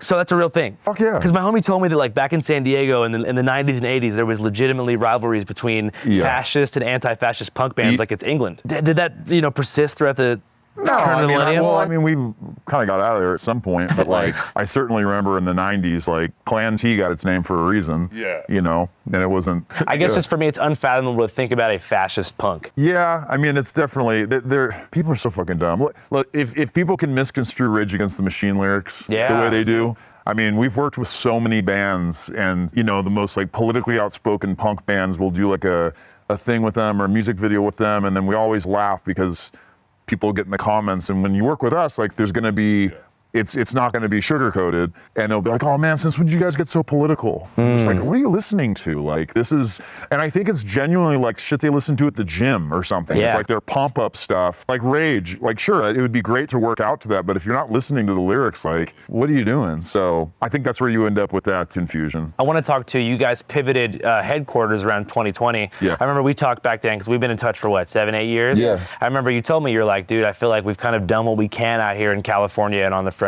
We want to move to Mississippi. Yeah. I want to talk about what caused that and how that was. Allegedly. Yeah, we allegedly moved him. George Floyd happened. Yes. And, you know, like anybody in our field, we were talking about racial inequality, police brutality, all these things. And for us, that's always on the docket. But there just became a time, it was that summer when we were riding freight trains through the Deep South, which is something we do often, and then took a road trip through the Delta. And yeah, it was just like heavy on our mind. You guys went to Clarksdale and Yazoo City. And we went all over. Yeah, we fucked with the Delta. Up, dude. And it was gnarly. It's dope. Yeah, it's gnarly. But it just, I had, you know, like, I'd always loved the South.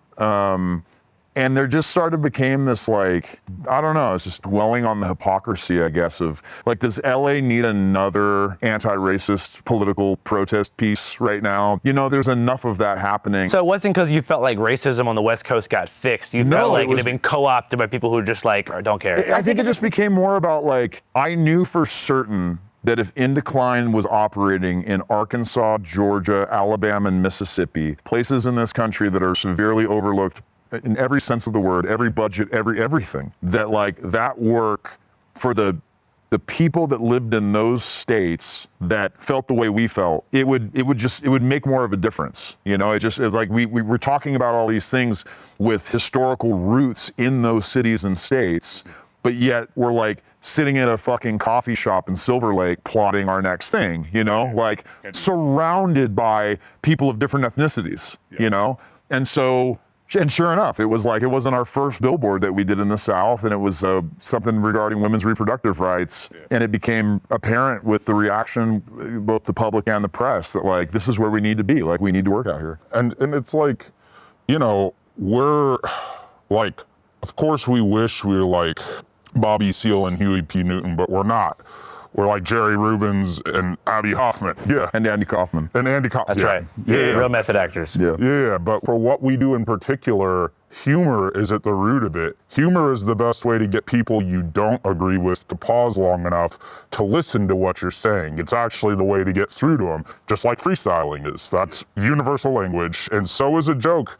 In fact, you can go watch like the one where we did the God Bless Abortions. There are literally people whose entire life, they're content creators that their entire thing is anti-abortion, that are cracking up on set in the middle of their thing talking about how outraged they are. They just don't see shit like that. There's the mischievous kid in everybody that's just like, you're not supposed to do that. In Snickers, everybody's so jaded on the West Coast. It's like, they have racism there too, and the East Coast. It's called gentrification. Yeah. Talking about it earlier, it's like they still have it, they just don't talk about it. Yeah. But down there, it's like you can, like culture jamming is, it's like a defibrillator. It just interrupts people's normal relationship with the day, and maybe their brain just automatically resets and they'll be like, oh yeah, this is propaganda. This billboard's propaganda.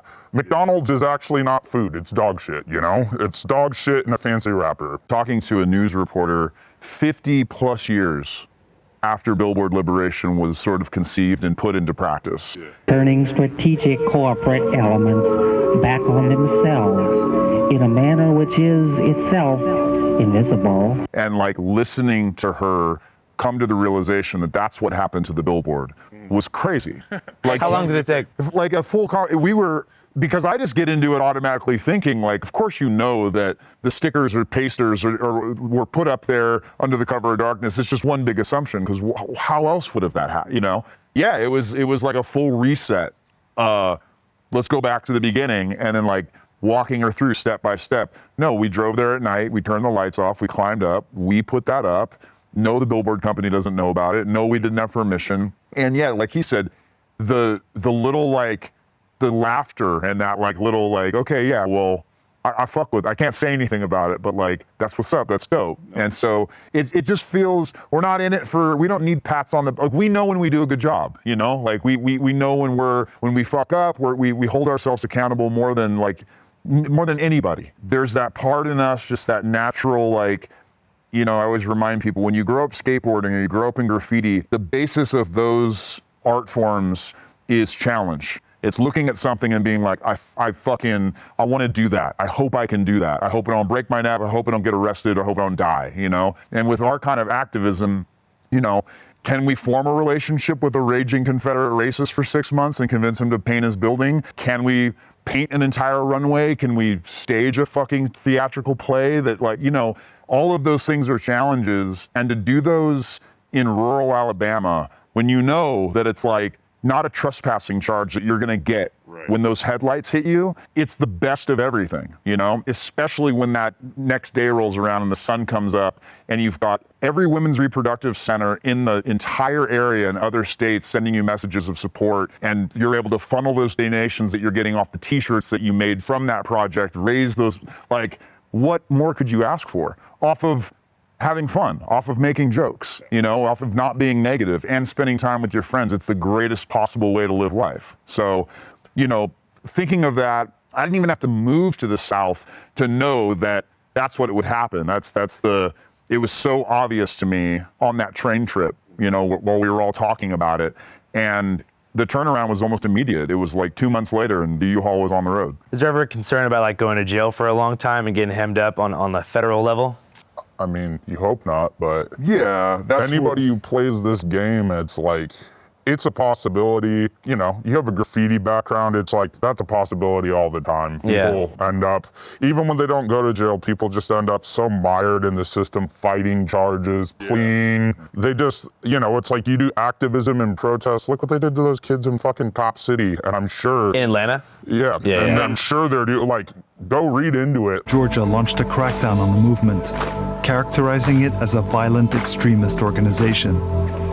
And in September, 61 people were charged in a wide-ranging racketeering case. Beyond just like shooting tear gas at them, the stuff they did, the tactics they used with the legal system to try to fucking ruin those kids' lives. To just drop charges when they were done absolutely fucking them up, you know, for several years. It's like, well, fucking up the protest movement too, because it's the tactic is terrorism charges. Most of them are also facing state domestic terrorism charges, the first such cases in Georgia's history. And as soon as you start putting federal, those gnarly charges on people, it's obviously built to dissuade them, and it works like a charm. You guys ever caught a T-bird? No, we have never caught a T-bird. As crazy as a lot of this stuff looks, these projects have so many weeks and sometimes months of planning and discussions. It's like the most well-oiled bank robbery you could imagine. Every billboard, every project, not just the like execution of the thing, but all of the fallout conversations and all of the like, okay, let's just say everything goes wrong. Like, what are we looking at here? Is it worth it? You know, is there a more creative way to do this with like the same punchline that doesn't involve a fucking federal charge, you know? So, and sometimes that can be like the difference between, and we have learned this, like some railroad tracks or a fence that you go over that you just don't know, like you've just stepped onto federal property. You can't do that! Those are federal fucking charges! That's a federal fucking crime! You gotta do your research. Yo, y'all know the deal. Corporate surveillance is real, and I'm not just talking about Palantir here. The algorithm knows your secrets, and your data is being traded around like Pokemon cards at a third grade lunch table. If you ever typed in where to watch Superbad for free into a search bar, congratulations, asshole. A data broker now owns a PDF copy of your soul. For that reason, I use Incogni, the privacy tool that makes invasive data hoarders delete your information forever. Maybe you're looking for a job on Indeed, or you just got out of a relationship and you're on Tinder or Hinge trying to meet somebody new. Maybe you're signing petitions for a good cause or trying to find a new apartment on Zillow. Well, guess what? Your name, email, home address, IP data, and shopping history is being scooped up and sold to whoever's paying the big bucks for it. Mostly companies you never even heard of. That's where Incogni comes in. They reach out to these pesky data broker sites on your behalf, file official removal requests, and fight back when these companies try to play dumb and keep your info.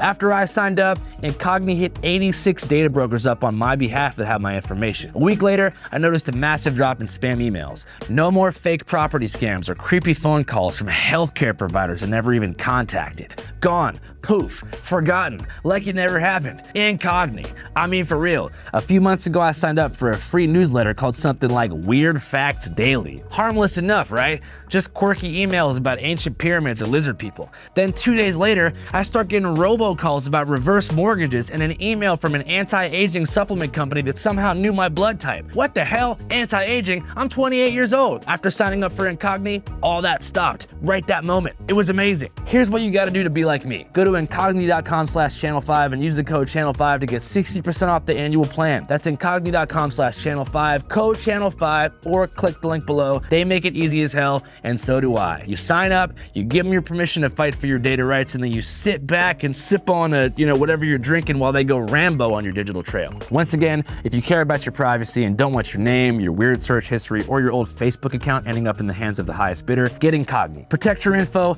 take your personal data off the market now before somebody uses it against you. Once again, use code channel5 and incogni.com/channel5 to get 60% off. Supporting Incogni means helping to support us and helps keep Channel 5 corporate data leak free. All right, you guys, stay safe out there. Back to Vegas. You guys mentioned train hopping a couple of different times. I know it's a pretty sensitive subject because the community doesn't like it being talked about. We're not going to mention the name of the document or anything like that. Yeah. But as far as those fucking train people, they're the most militant in the world. They really are. They don't like being discussed. They don't, but they sure love that the culture's still alive. Yes. And I don't know how it survives without busking, I suppose. Yeah, but it's like again, we just stay away from it. We're gonna do our thing.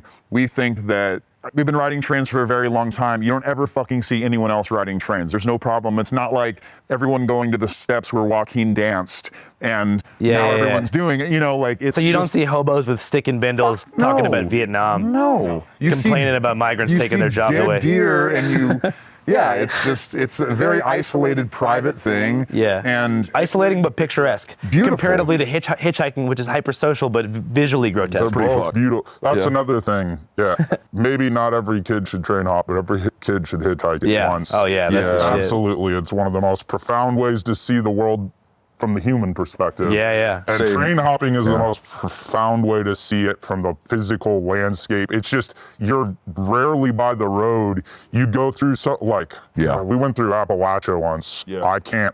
On a train. Yeah. Like 50 feet from Deliverance level, like shit, like creeping through the middle of the night. Like Hatfield McCoy territory. Dude is like at his burn pile in the overalls, and you're just on the train, and you're like, he has no idea we're here. But it's like we were just saying about, making sure you do your research and you plan.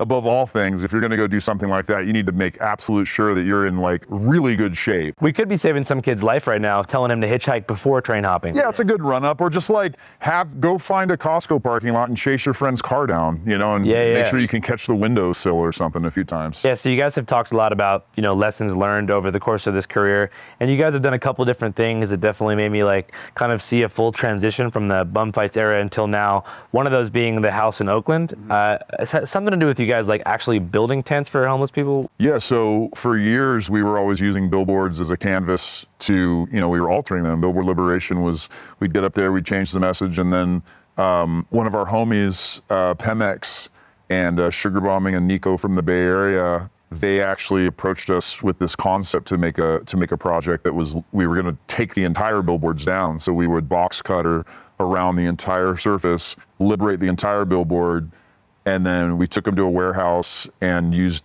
PVC and all kinds of different tools to create these like 5-foot tall tents. At the time, there was a homeless encampment under a bridge in Oakland, and it was sort of based right beyond this off-ramp, and cars would come off this off-ramp on a green, and they wouldn't slow down, and they were taking out homeless people all the time, and they just kept running into them. And so they were in the process of relocating everybody. The cops were running them out. They were losing their tents. And so on Valentine's Day that year, we showed up with a U-Haul, and we had stolen, I don't know how many billboards. And it was cool because we were able to pick like, a Bud Light one that said something about being out in the cold, or like one about like a Chase Bank one that said something about a home, and like the outsides of the home, outside of the little tents, all had these like messages on them that were liberated. And billboard material, billboard vinyl, is incredibly weatherproof. That was just a cool project. We put the blueprints online so people could build their own, like did the whole how-to.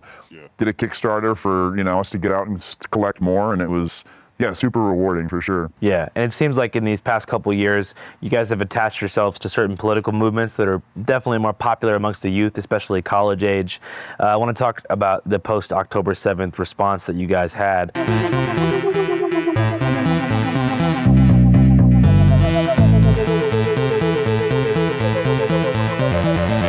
Obviously, it's gone too far. Yeah. And I feel like y'all have done some good work. Can you talk about that? Yeah, I mean, it had gone too far before October 7th. Oh, yeah. And so like we were very historically and emotionally aware of that situation. And then in the wake of that, you could set your watch to what the response was going to be. Yeah. And so I think we kind of had to jump on it. And so, yeah, it was some time after that, maybe a month or two, there was a company that put billboards up all over the country. Most people have seen them. They're pink. They've got white text, and they were just these very like heavy-handed critiques, sort of like weaponizing anti-Semitism with protests and things like that. And we did the same thing. We cut them down. We just removed them. They would have been arguably the easiest billboards to alter because of their typography and the way they were set up. But it was another one of those moments where it's like, we could do something bigger and more impactful. So we removed them completely. We cut them into 8x11 pieces. We stenciled "Respect Existence" or "Expect Resistance" on them. Yeah. And we mailed those out as individual works of art for $50 a piece, and raised $9,500 for the Palestinian Children's Relief Fund in a matter of 48 hours. And I don't know that there's a better definition of direct action than that. I like this talk about direct action too, because There's this thing on the left, and I guess it's because I grew up in the inner city, but like it's the idea that the peaceful protest should be celebrated as like the prime example of like morally good resistance, and that anything that extends to specifically property damage is bad optics, and that we should be more concessionary and kind of meet in the middle with people who disagree with the cause. And you guys have never caved in the direct action message. Can you talk about why, and particularly why you guys tend to advocate, I don't want to put words in your mouth, but you guys do like dead cops and stuff like that. We feel that like there's all sorts of property destruction all the time. Strip mining is property destruction. Gentrification is property destruction. Putting a billboard in the forest is putting a billboard in the city is property destruction. You're colonizing the space in our heads. Yeah. And it's like, you know, underneath it all, like we've never liked cops because we grew up skateboarding and had direct interactions. It's nothing personal. It's an institution. Fuck a world where we need violence to get people to do what they want. That's not even a world where we're trying to do things in a positive construction. And anybody who tells you, like, I'll put it this way. I have a general response. We read a lot of theory. We try to. We're not the world's smartest people. We don't pretend to be, but we do it because, again, it's another message to kids. You shouldn't let anybody tell you what you can't fuck with, what you can't do. It's like if our dumbasses can read it. And so one of the dudes that was huge on the left that I think is misinterpreted is Mark Hughes, you know? And he's like in the Frankfurt School, and it's like the jumble of shit that people say. But basically what he said is so simple an idiot like me can explain it. You have to start with a radical thought first, all right? To have a radical thought, you have to take all this for granted. There's no world. It's like everything we have, money, debt, these are all decisions we made. Cops, racism, race is a concept. All decisions we made as people to create these constructs. There was a period before them. Go back to that perfect period and imagine what kind of world you would build if there's nothing else in there first. And that's a thought you gotta have sometimes. People say, well, we need cops because crime. And it's like, okay, but what about before we had cops or crime? What about there was a time when we lived in caves? There was a time when we lived in villages where the way we did things are different. So I'm just trying to give you maybe the idea how to start that process. I guess the contrast to that is people always say that human nature is fundamentally negative, and that even if you were to remove capital, you would still have evil as a concept that runs through people's brains or blood innately who would cause harm. Evil's a construct. You think people would be fundamentally good without capital? I mean, I'm an anarchist. That's the central, I think, people, when we hold each other accountable, bring out the best in each other. Yeah. And I think early society, there's books you can read. Like, go read David Graeber's Debt. It's a great book about money. It's a good starting point. But if you take the radical idea and then you take the world we live in, then you can maybe think of ways to push towards that. That's the idea, is to take, instead of starting with the negative construction of the world that we're all critical of, you start with the world we'd like to live in. And then when you look at the world we live in today, you say, how can I get closer to these ideas? Like, I saw Angela Davis when I was in my early 20s. Like, the whole idea of abolishing the police sounded crazy to me then, but it was formative to listen and then read the book and be like, oh, this makes sense. Yeah, I remember reading that too in college and being like, holy shit, we actually might not need at least the institution of beat and street policing. I think there's still a place for like advanced investigations, you know what I mean? Like when it comes to, because she always says presence is an absence. So you could still have detectives that are solving child sex crimes, but you don't have police that are ticketing people's cars. You don't have police that are patrolling so-called high crime areas and meeting quotas to make money for the county. And then it's a slippery slope. And then you have SWAT teams with machine guns serving warrants. And then you have a populace that feels like they need to be armed to protect themselves from that. And just step to step to step to step. If you never question the underlying premise, then you never see a world in which you just take it all for granted that life has to be miserable and that the world can't be improved. Well, and the other thing too is there's many different forms of violence, and they don't all need to require physical contact. Standing across from someone with military-grade weaponry is enough psychological violence to inflict a response. And so what's happening right now is a perfect example. What we experienced last night is a perfect example. Trump has deployed all of these troops to Los Angeles. This police in Las Vegas are well armed. When they come out to suppress these protests without even touching anybody, it's already a form of violence. And so it's difficult to ask people who are simply standing up for their communities and neighbors. The basis of this is we want to protect our communities. the basis of this is not we want to burn them down and break shit and burn electric cars. It starts with communal respect and protection. And when the response to that is the National Guard and Marines and shooting women point blank with rubber bullets, like, how can you expect for there not to be an escalation? And that's sort of the built-in irony. And it's also worth noting that it's clearly the point of, you know, it's what Trump wished he did in 2020 with George Floyd. He's finally getting a chance to do it. I really do think it's a practice run on LA, because come Saturday, watch, like, there won't be a perfect day of protest across this country. There's gonna be some flare-ups, and watch his response to it. And so it's tough to ask that of people when you talk about, oh, the inherent evil, where it's like, look at how we classify certain groups that are trying to protect themselves. We classify them as terrorists. Look at how we classify peaceful protesters. We classify them as insurrectionists. Yeah. You know? And so as soon as you start to get into that little wordplay, it's over. But then, yeah, on the left also as well, it's like, this whole idea that we are just supposed to be handed it on a platter is crazy. Like, there's been generations of activists. You know, we have family members. There have been people working for years, and changing the world is never an easy or a messy process. But I would walk across the entire country through a cloud of tear gas that big if that got us to a place where everybody, not just the people I agree with, but everybody felt invested and everybody could believe in each other. That's the end goal. All the rest of the shit, it's punditry. The end goal is like an inclusive system where everybody feels invested. It would involve all of us to change. It would involve everybody to listen a little bit.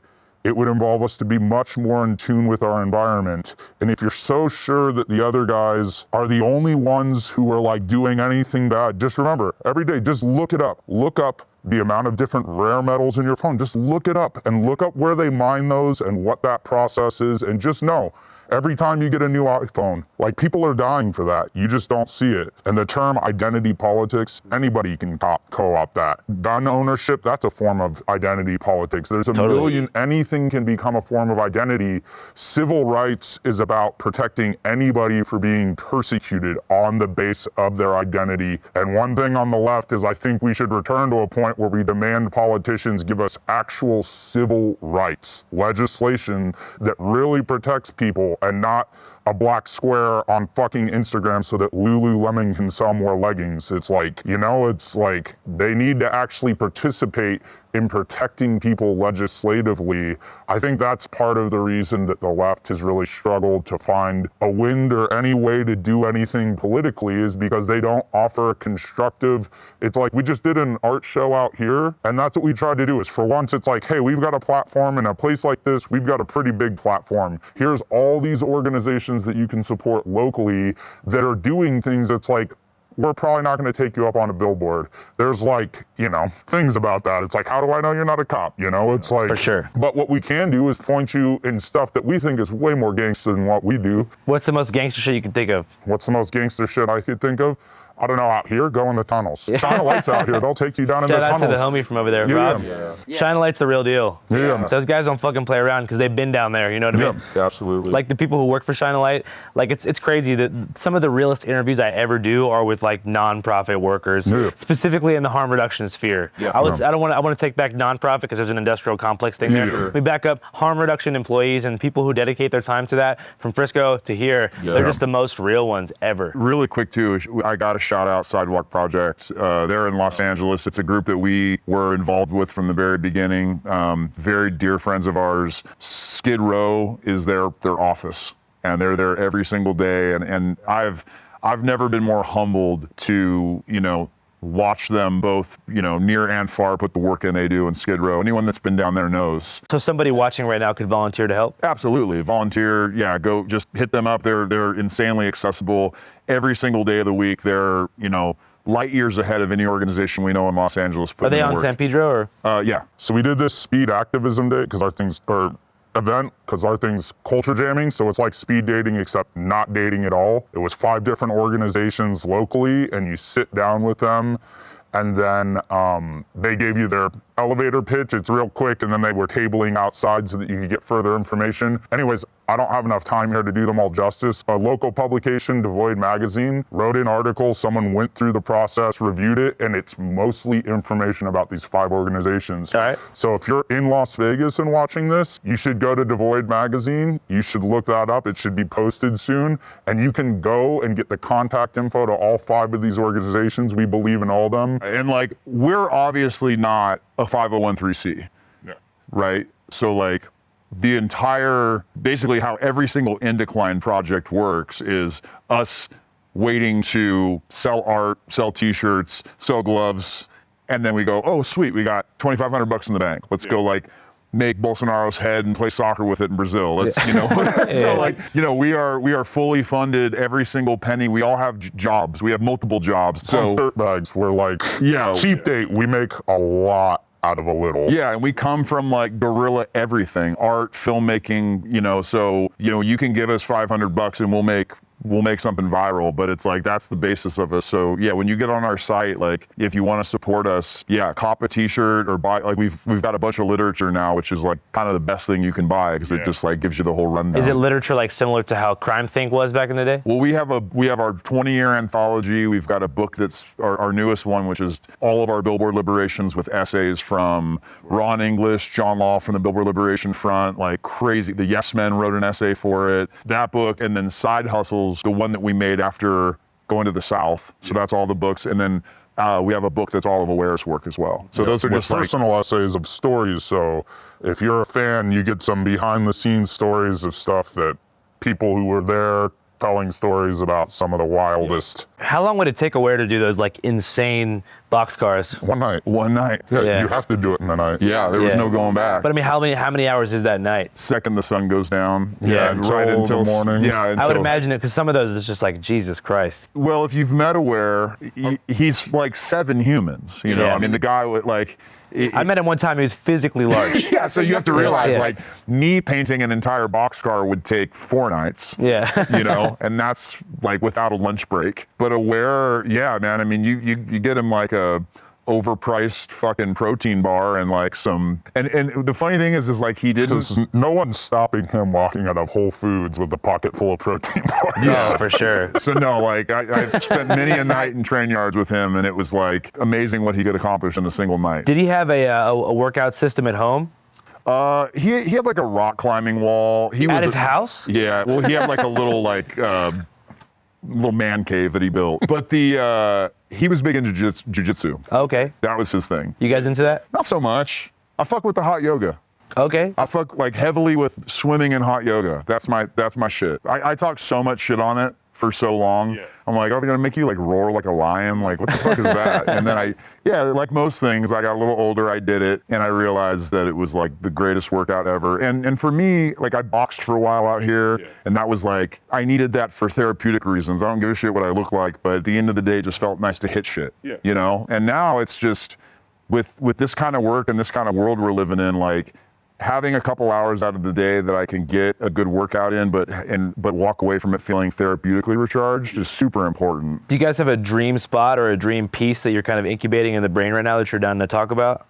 I've got one I can't talk about. Most of them we can't talk about because it's like you're putting the blueprint out and giving people a head start on like. So you worried more so about biters than you are about law enforcement? No, like you don't want to tell someone the bank you're gonna rob ahead of time. And plus, it's like sometimes you want to do it and then see what the response is before you take credit for it. Because sometimes they drop some serious charges. So yeah. No, that's a really good point. There's pieces that we have not put our name on, that we'll never put our name on. And it has nothing to do with cancellation. It has everything to do with like that next morning and just kind of waking up and being like, oops. Yeah. What state do you think is like the toughest on the kind of work you guys do legally? Las Vegas. Yeah, Las Vegas. Yeah, what's up with the cops here? They're fucking nuts. Because in the tunnels, I remember they were like going in there giving people vagrancy citations. Yeah, they're just on one. And I mean, you got to remember, we've been putting in work since 2000 out here. You So know? they hate you guys They for real. fucking hate us. We don't mince words when it comes to them in any form. And you wouldn't do any kind of stencil campaign with Clark County Metro? I mean, I think you're just asking for it. Like we've done enough. We had when we had our art show here at Recycled Propaganda. We had a Las Vegas Metro, an actor dressed up like a cop in the LV outfit out front, getting fucked with and tagged on. And it was a whole performance art thing, and it was great. People loved it. You did something similar at our art show. Exactly. So we just did the same guy, and he, he had the Reservoir Dogs setup going on. It was the same actor. Same dude. And he sat there for hours and just got rocked, like stickers on the face and spray painted. And like a few days later, one of our homies got a voicemail that he sent us. And he was just like, hey, just letting you know, I got like homies at Clark County that like saw your little thing with the cop. Like, you're marked, motherfucker. Yeah, they're sensitive. But it's like, listen, you chose to be a cop. You know, you could have been a lot of things. Yeah. I thought about that last night. We were standing downtown. I was like looking at these guys, and I don't have any sympathy, but it definitely dawned on me that it's like, man, what is it like standing here and just like feeling that like vitriol, you know, like towards the job that you've been like told to go out and do, that is like so unnecessarily intense and ridiculous. You know? Can't tell if they're indoctrinated or just severely dissociated. I think that the way that the police are trained now, they're trained like the military, so I think they're 100% indoctrinated. So you don't think? I think there's PTSD involved. It's like everybody in that crowd on their side and on the other side knew that tear gas was coming out that night. 100%. And it was just like a matter of when, and everybody's waiting, and it's like they've got to get themselves riled up enough for someone to do it. That's just classic crowd psychology. It's like they're a crowd too. It's not just that you're the crowd. There was a point where it's like there's hundreds of people yelling at you. That's maybe a little scary, but like you definitely get the sense that they are waiting for the opportunity. The big thing today was they're supposed to announce when they call for dispersal. They're supposed to announce audibly. Yeah, I thought that was standard. But they didn't do it. No, they didn't do any of that. They just started tear gassing people. While I was laughing, watching my friend get shot with paintballs, thinking like, oh, you know, this is not that big of a, like, here came the tear gas, and we all had the same thought, was like, oh, there was no heads up. Yeah. And there was that moment where I was kind of watching them like assemble, thinking like, oh, they might be getting ready to like call it a night, like squash the party. And yeah, they just sort of went for it. And so anyway, you wonder where all this like angst and shit comes from, and you look at the history of like how far we've come with our relationship to police. There was a time where the cop in your neighborhood, you knew his name, he knew everybody, he lived in the neighborhood. That's the big distinction, was like Officer McKinley was your neighbor. He knew all of the other neighbors, and he was like the homie. Yeah. And now it's this whole like, when people talk about like an invading force and an occupying force, like how are we supposed to feel when like at the slightest, you know, sniff of like a little bit of a protest, or like there being a 12 people coming out with some flags to run around, there's a fucking SWAT tank or you know, like military grade shit rolling down the street. The Militarization of Police by, I think it's Robbie Balco. That's a great book. Yep, that's one. Get the history. They shoot an awful lot of dogs. And Honey Boo Boo's autobiography. Yeah. So before we wrap this up, I got one more question for you guys, man. If Hunter Biden was here with us in the room right now, and you had one question to ask, what would it be? I got one. You go first. Is yours more funny or serious? Mine's funny. Okay, then you go first. If we can arrange for you to smoke crack with Bling Bling, would you? Oh, that was the one too. That was the funny one I wanted to do.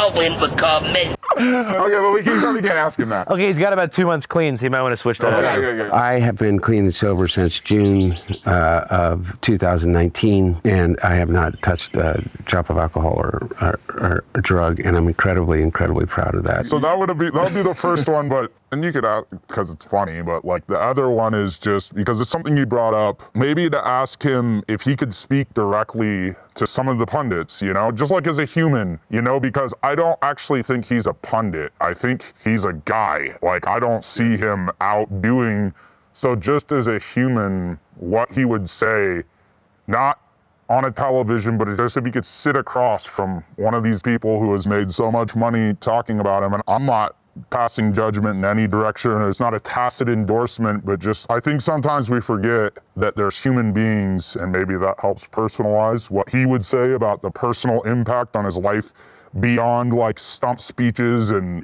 his father's election and all this shit. It's just like as a person, you know, what we say to them. Yeah, like a pundit on Fox who's talked about him every day for an entire election cycle. Like just what, if they could just, no cameras, just in a room, no one's gonna hear it, it's not gonna get out, what would you say? The only difference between crack cocaine and cocaine is sodium bicarbonate. And are you curious to see if he'd be like full of anger, or would he be full of like, would you take the high road or low road is kind of what you're getting at? Yeah. Fuck him. Fuck him and everybody around him. I just also want to know what he'd say. I mean, I guess how he says it would probably say a lot about him. I don't think a lot of people take the low road when you ask him a thoughtful question like that, you know? I imagine if I was to imagine him doing it, I bet he'll sit there and stop and think for a second. Maybe I'm wrong. And then I bet what he says afterwards will probably be useful, no matter how you feel about it. I talked to him on Zoom yesterday and I asked him, what do you think about Tucker Carlson? And he said, he's the biggest pussy I ever met in my entire life. And he goes, when me and him were younger, we used to, we were friends in Washington. He said we used to smoke weed and stay up until 4 o'clock in the morning. And like Tucker would always just say the lamest shit. You know what I mean? He'd be like, well, if aliens weren't real, how would they not have visited us? Just like vibe killer shit.